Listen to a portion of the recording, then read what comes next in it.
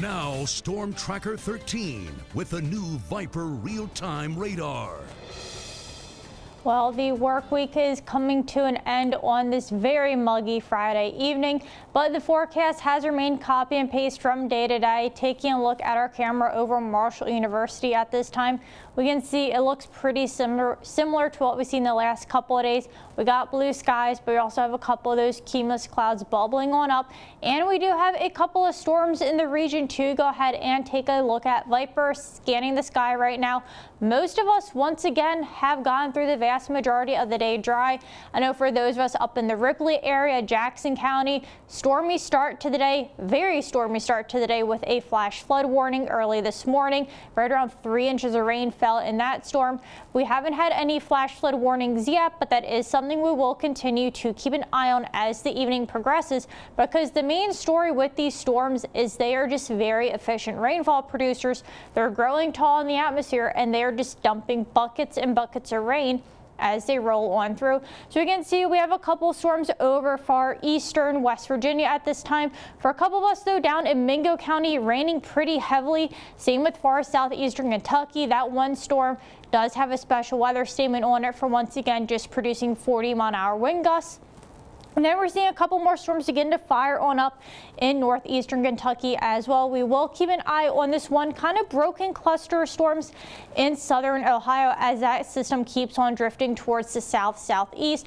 But that storm, once again, it is more or less the same of what we've seen. Lots and lots of heavy rain, lots of thunder, lots of lightning, and maybe those strong wind gusts as well. As we go about the remainder of our evening hours, though, we will expect the storm coverage and the activity to wind on down as well.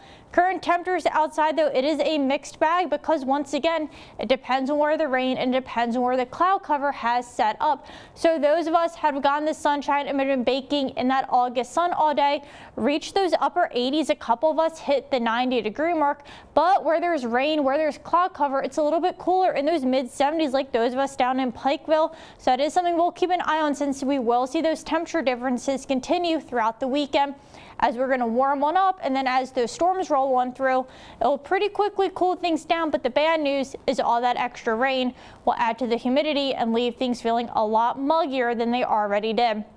In terms of feels like temperatures, once again, speaking of all that humidity, it feels a few degrees hotter outside than it actually is measuring on the air temperature just because of all that added moisture in the air. So it's Friday, preview of your weekend forecast.